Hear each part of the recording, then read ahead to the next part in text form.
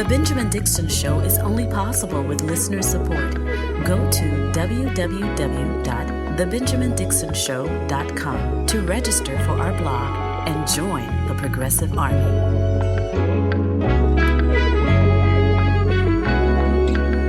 Today is Wednesday, December 7th, 2022. Thank you so much for joining me, Reverend Raphael Gamaliel Warnock, also known as Senator Warnock, has won and solidified his re-election to the Senate, to the United States Senate, over Herschel Walker. The runoff election last night that took place in Georgia was a close one. It was uncomfortably close, 51% to 48.6%, and precisely it was 51.4% to Herschel Walker's 48.6%, a difference of about 100, roughly around 90,000 votes. When you consider the staggering stupidity and oafishness of Herschel Walker, when you consider that he was the quintessential token candidate embodying all of the worst stereotypes that white people could ever come up about black people, all wrapped into one punch drunk, CTE suffering joke of a candidate. Plus, you add on top of that, and this is not to simply insult him. This is simply to outline the fact that the Republicans have such a disrespect for black people that they would pick the clownish, the most ridiculous caricature of their thoughts about black people and wrap them into a single candidate. And then when you consider on top of that, that he was leading, he was the face of a fascist movement that is seeking to overthrow this democracy. Because underneath all of the horse race, underneath all of the politics as usual and the scoring of candidates and the percentages from each precinct as they came in and, you know, the excitement of election night, on top of all that, or rather underneath all of that, is an ongoing coup by the Republican Party, by the conservative movement, by white men in this country to undermine democracy. When you consider all that, it really is depressing that it even had to go to a runoff. Now, I'm not saying this to slam Democrats. Good job, Democrats. You held the line. And really, honestly, I have to pause and thank the organizers in Georgia. Many of them I know personally. I never forget in 2020, during the campaign, it was a special election for Raphael Warnock and John Ossoff. And it was pretty cold outside. I think this special election was in January, if I'm not mistaken. And I was sitting in my car doing some thinking. And all of a sudden, the van pulled up and people jumped out the van. And I'm like, oh, it's about to go down. No, it was organizers in the freezing cold, young black people going door to door from various organizations, making sure that everyone was going to vote in the special election that got Raphael Warnock and John Ossoff in there in the first place. Now, all of that said, we have organizers who've committed their lives to making this happen. You have to give a special shout out to Stacey Abrams for the work that she did. Thanklessly, you know, she didn't win her election, and we'll be speaking later on today. I'll be speaking on Like It or Not with Rebecca Azor, and we'll be discussing some of those dynamics. But very special thanks to Stacey Abrams for all the organizing that she did, and literally every single organizer that went door to door, even still during a pandemic. And one organizer was a 15-year-old was actually shot knocking on doors for Reverend Raphael Warnock. I can't go past that story, right? This is how dangerous the work is. Literally shot. She survived. She was shot in the legs. She survived. But just the mere fact that this is the level of stakes that we're dealing with in the year of our Lord 2022. I first want to thank everyone who made it happen and helped us hold the line, because that's one victory that we absolutely needed. We could not afford, while the Republican Party has taken over the House, we simply could not afford to allow Republicans to take over the Senate because of the importance of the judiciary. And we saw what happened when Donald Trump won, and when the Republicans had the majority, they flooded the judiciary with radical conservative judges, activist judges, who are 100% bent on executing their agenda, not upholding the Constitution. And we had a lot of people namely some podcasters from the left who were saying it didn't matter. And we're literally living in the aftermath of the Republican control of the judiciary. And we absolutely have to turn that tide back, which is why it's good that the Democrats, God help them, because somebody needs to help them, but it's good that they were able to hold the line here. So shout out to the organizers in Georgia who made that possible. And thanks, a very special thanks to Stacey Abrams for sacrificing so many years, so many hours, so much of her personal life and political capital in making sure that Georgia was in play for the Senate, even though it seems as though it was not in play for the governor's seat and she was unable to secure the victory 2 times. But love and solidarity to that sister. And really now we need to shift gears on what's next, because the onslaught from the Republican Party is not stopping. The onslaught from these people who want to overthrow America is not stopping. That's why I had to take a few days off. I apologize for not having a podcast out on Monday and yesterday. I really just had to take a few days off and go into meditation, quite honestly, because we are living in the full onslaught, with one exception. The only thing that these people have not brought down on us yet is their full fantasies of a purge. Now, I played a clip on Friday of a police officer who was ready for a civil war, and I think I still have that clip. I think I should play this here. This is a news clip of a South Carolina police officer who was eventually fired. But I want you to listen to this language as he talks about the need to set black people back, the need to have a civil war, the need to have a purge, and how he would go in and kill all these MFers and slaughter us. This is the mindset that they are sitting on and anticipating. They're itching. They're waiting. They're organizing their little militias. They're organizing their little death squads, and they're practicing in the woods, and they're buying up all the ammunition. If you go to gun clubs in the South on the weekends, on any given night, to be honest with you, it's like a fairground filled with white families taking their children, their little 5-year-olds to the gun range so that they can all practice for the day when they can execute the final part of their plan, which is a purge. This is the mindset that they have. And whether or not you believe it's going to happen, you have to ask yourself if they are preparing themselves for one. They're preparing their children for one. They're talking about it all the time, and they're itching and egging it on throughout their propaganda. What's to really stop them if they decided to actually do it? Listen in. You know, you have a civil war, go ahead and wipe them off the map. That'll put them back about 4 or 5 generations. Because, and then you know what? The good ones can go live in their little communities and they can do what they want to do. Just stay out of my way. That's former Wilmington police officer Kevin Piner talking with another former officer, Jesse Moore. The conversation was recorded on a police cruiser camera, which was accidentally activated. But if we do not get a handle on this, we are not going to have a country for our kids to be raised in. In the days before, police and protesters clashed in Wilmington following national calls to end police brutality after the murder of George Floyd, a black man in Minneapolis. You told me tonight, you said, all right, tomorrow's a purge day, get as many as you want. Dude, I go down there. I go down there and slaughter them motherfuckers. Oh, yeah. No, this is real. This was reported initially 2 years ago, but there was no audio attached to it. Pretty much everyone covered it. From the local news to MSNBC, TYT, all of them covered it, but they didn't have the audio. The audio was just released recently, and I think everyone needs to hear that audio. I haven't done it yet, but I'm going to make a video out of it so everyone can have the emphasis on what is being said by police officers. There is a reason when these people organize, police officers, when these people, meaning Nazis, when Nazis organize, there's a reason why police officers are standing behind them in a show of support, versus when black folks organize and protest and we are fighting on behalf of saving black lives, police officers are standing in front of us in order to oppose us.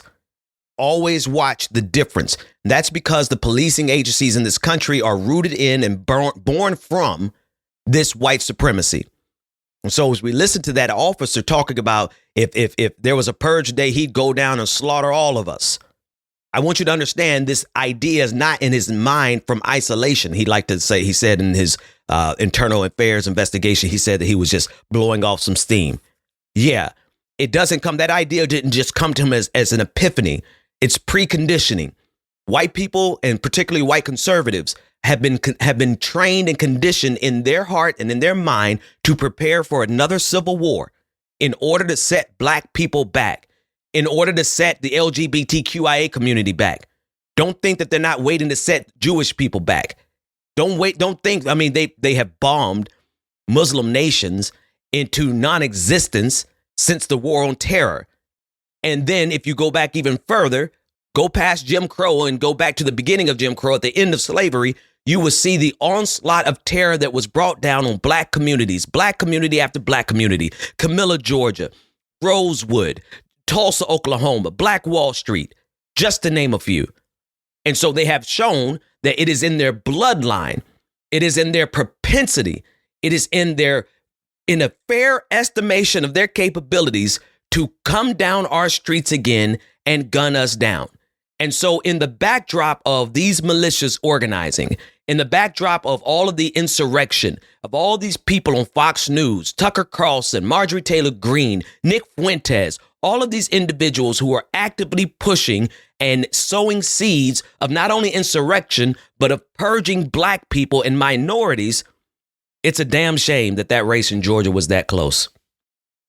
It should be sobering to think about how close we are to fascism in this country, and that the only thing that is stopping fascism is an all-out sprint effort every 2 to 4 years in electoral politics to hold the line to make sure that Nazism and fascism don't win the White House.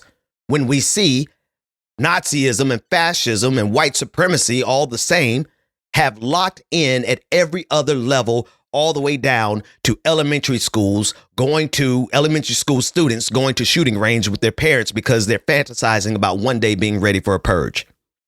Oh, and the police are on their side. So what do? Again, we must in real life understand that listening to these podcasts, watching YouTube videos, is good for information, but that has to be the first step. Consuming this content cannot be the last step. I never want to leave you so fulfilled in this podcast that you feel like everything is fine and that there's nothing for you to do. When in reality, if there's something that's said on this podcast that strikes you, then that means that you need to get into action. In whatever form or fashion that you can, the number one way is by building and forming and finding and discovering your community. Not only your online community, but your local community. Wherever they are, there are people of good faith in your local community that you can organize with. Some of them may be gun clubs that will provide mutual defense. Join them if you can.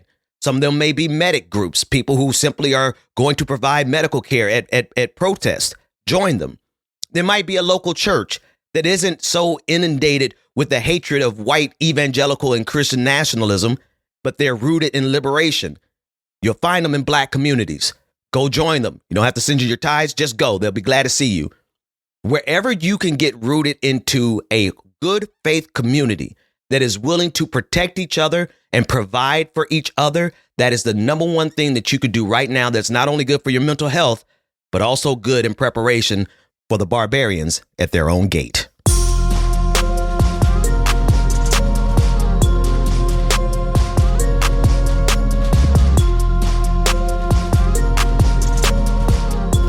I'm going to do my best not to attack Deion Sanders too much. Not because I don't think that he's wrong. Not because I don't think that he took advantage of the HBCU spirit, but because that's the easy way. Because historically throughout the black community and throughout black history, in American history, it has always been easy to offer black talent more money to go and be in service of whiteness. So I'm trying my best not to talk about this story in this context. For those of you who may not know what's going on, Deion Sanders, primetime, Coach Primetime now, has been at Jackson State University in Jackson, Mississippi, which is a proud HBCU, one of the first marching bands that I ever saw. Matter of fact, it's one of the first marching bands that really inspired me to join marching bands at that level. The high-stepping drum majors, the ones that are flying through the air and doing splits. Usually they're over 6 feet tall. But when I saw Jackson State and Alcorn in Brookhaven, Mississippi, back when I was a boy, they came through marching during a Christmas parade. And I just knew I had to be a drum major one day. So my little 5'7" behind went out for drum major and made it. OK, that was in high school. I didn't make it in college because, well, you really do have to be over 6 feet tall in college. But I digress. That is the history and legacy of HBCUs. It goes much richer than that, goes back much further than that. But for me, that's the first thing that I remember, especially when you talk about Jackson State. So there's a soft spot in my heart for Jackson State and Alcorn State right there in Mississippi. And so when Deion Sanders is announcing the possibility, if he hasn't already taken the whole deal, of leaving Jackson State to go to Colorado State, which is, okay, it's a cool school. It's got enough money to pay him about 15 times more than what he was making at Jackson State, right? Most people will look at that and say, Ben, that's a decent career move. Here's the thing, and I want to play a clip from Bomoni Jones. He has a really good way of breaking these things down sometime, but it's something else when you catalyze and monetize. This is it. When you capitalize on and then monetize the HBCU spirit, but you don't do it for HBCUs. There's an important role that HBCUs play in this country and in the lives of Black people. They are the only place where Black people at a certain age have the ability to separate away from mainstream society and get education that is rooted, get culture that is rooted, and get a real life day-to-day experience that's rooted in Blackness and in Black history. And so to see the core spirit of HBCUs be extracted, because one of the first tweets, a tweet that went super viral, was someone from Colorado State showing a video of Prime Time on the field, doing his little dance and shimmy, just doing his thing. Nothing wrong with it, because I do my thing. We all party. That's just, it's a vibe. Black people got soul. We move our bodies. Deal with it, right? She was like, bring that energy to Colorado. No. It doesn't work like that. Except for when they hire Black people who have that soul, Black people who have that energy, who have that in our blood and in our DNA from years and years of the Black experience of being Black. You pay them enough to extract it from Blackness and then take it over to white schools. Here's Bomoni Jones saying it a little bit easier than I was going to say. Step into Deion other Sanders has HBCUs. spent the last 35 years telling us there ain't but one Deion Sanders. And now he's telling us go find somebody else to do what Deion Sanders does. You can't have this both ways. I don't judge him for taking the job at Colorado. They probably increased his salary by something like 15 times, right? I totally get that. It all makes sense. But what he did was something that college coaches do all the time, which is you have to sell people 4-year, 10-year plans when your plan is always 1 year at a time. That's the only way that you can really pull that off. And so he came in and he sold a long-term vision for what was going on at Jackson State, but his goals and ambitions were always to be a Power 5 head coach. My take has always been he went to Jackson State primarily because he wanted to be a head coach, but didn't want to ever be anybody's assistant coach. So he had to find somebody that would give him a job and make him a head coach, and so he could have that on his resume, and then he could take that to try to get the job that he actually wanted. Jackson State was the place that could do it, and he did a lot of good work while he was at Jackson State. But all the bigger, grandiose notions of what he was doing for somebody else, no, it was what it always is. He did it for Deion, and that's fine if you don't tell us that you're trying to do this for somebody else. Let's go one step further. I agree with everything that he just said. I don't think that it's fine, personally, to cash in on the spirit of Blackness and then switch out and sell it to the highest bidder. But Black folks have had to do that historically just to survive. The difference is that Deion Sanders is not surviving. Deion Sanders is, unless he had some debts that none of us know about, which is very possible, unless he was like really struggling, like Deion Sanders should be set up for the rest of his life and be a free man, a Black man who was free from the constraints of capitalism, right? Because I don't care what anyone says, if you cannot be free from the constraints of capitalism, then you get behavior like this, no matter who you are. People are in survival mode. They got to go pay their bills. So I get it. If he had some debts that most of us didn't know about but if he just wanted more, money, right? Not because he actually needed the money, but he just wanted more money, then yeah, I have a problem with that. But not just that. I also have a problem with him understanding the nature of what he was doing in Jackson, in Mississippi, at HBCUs. Because if black people in this country ever get control over the value of our talent and our labor, as with anything else, and you cannot mistake this, college football is a labor issue. And if black institutions ever got control over the ability to coach and train and prepare those students to either go into the NFL or simply leverage their talent at the college level and to bring the eyes and the attention and the stadium filled of people cheering at the success of an HBCU football team that has control over all its own black talent compared to whatever is going to be left over at the predominantly white institutions. It is what it is. Can this country actually afford to let black people have control over, management over, and financial control over our own labor? No. That became an immediate existential threat to white institutions, football institutions, who, by the way, are also a key factor in why they pushed so hard going back from the pandemic. Why so many people had to die was because a lot of people wanted to make sure that they got those dollars from the football games. Not just NFL, right? But college level. That's a whole different conversation. We'll talk about that another day. But that shows you the economic power of college football. And had that economic power of college football, which is the result of so much unbelievable black talent, had that gone into the control of HBCUs, it would have completely changed the paradigm of college football forever. And Deion Sanders was selling that himself. It wasn't that the black community was just looking at him and hoping that he would do this. He was playing on that notion. And so to flirt with that notion for your own personal good, when you know in your heart, your long-term goal, gaslighting of the highest order. If your goal the entire time was to go and be at one of these top institutions that could pay you $20 million a year, I think this offer is about $5 million a year.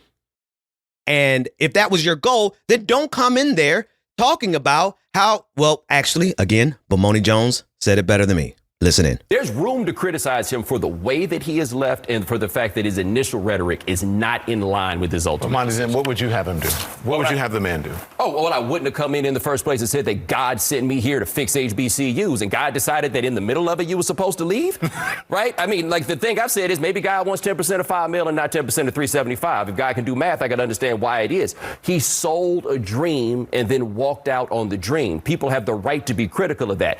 I also would have taken the job that he took at Colorado, right? It's not a judgment of the fact that he took the job, but this is not in line with what he told us for all these years. You can't condemn him, Bomani. I get it. I dig it. You're trying to stay above the fray, but I will. Save one thing. I ain't counting the man's money, but he certainly should have some. And he certainly should have been at a point in his life where he could be free from the constraints and the demand and the controls of capitalism. And if you're going in there speaking as though you are called and anointed to come and bring a change to the black community through the talent that you could bring to HBCUs, then you don't turn around and sell that out 3 years later. You finish the job. My daddy always taught me if a job worth doing, then it's worth doing right.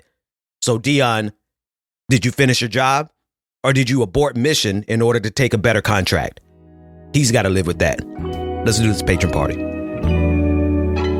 Go to www.patreon.com/The BPD Show and get twice the content and unfiltered interviews without any of the commercial interruptions. And here we go.